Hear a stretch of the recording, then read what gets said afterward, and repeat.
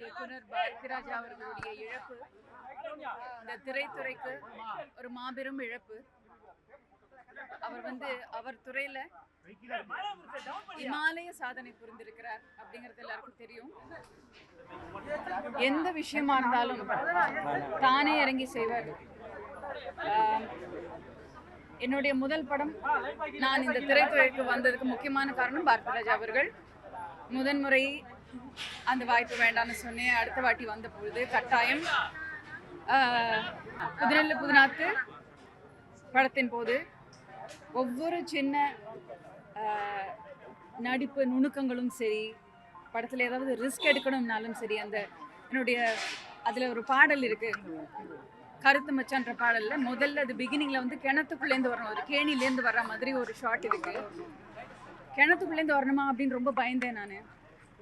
அதெல்லாம் ஒன்றும் இல்லை, நீ முதல்ல இல்லை நீ இறங்காத முதல்ல நான் பண்ணி காமிக்கிறேன்னு சொல்லி என்னை தடுத்து தானே அந்த கேணியில் உன்னோட நான் வெயிட் ஜாஸ்தி, எல்லாம் முதல்ல ரிஸ்க் நான் எடுத்துகிட்டு தான் ஆர்டிஸ்ட்டை எப்போவுமே எடுக்க விடுவேன் அப்படின்னு சொல்லிட்டு அவர் இறங்கி முதல்ல 2 முறை பரிசோதனை செய்து விட்டு அப்புறமா தான் ஆர்டிஸ்ட்டை பண்ண வச்சார். அந்த மாதிரி எதுவாக இருந்தாலும் துணிந்து செய்வார்.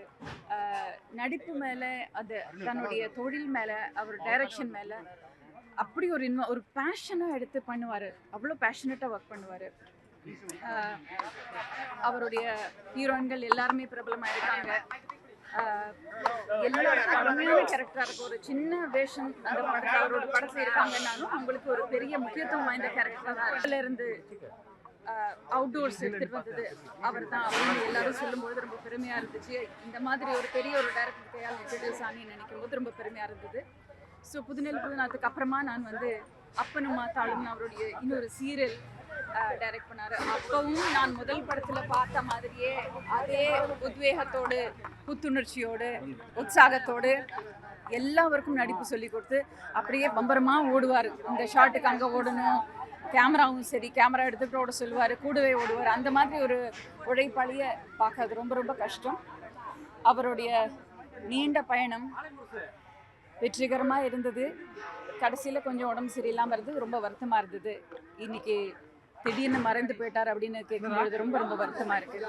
அவருடைய ஆன்மா சாந்தி அடைய பிரார்த்திக்கிறேன்.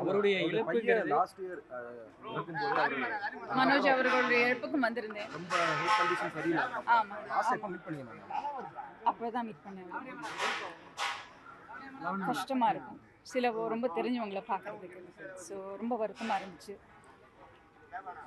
அண்ட் எஸ், புதுநெல்லு புதுநாத்துக்கு அதுக்கப்புறமா என்னுடைய ஆடியோ லான்ச், என்னுடைய ஆடியோ லான்ச்சுக்கு ரொம்ப சந்தோஷமாக வந்தார்.